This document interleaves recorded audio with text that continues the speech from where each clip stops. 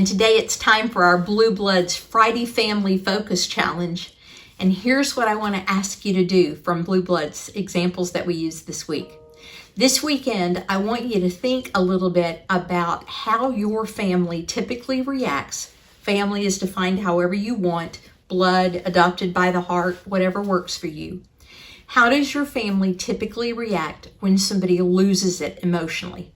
They just kind of go off, and then they realize later they may not have done that well.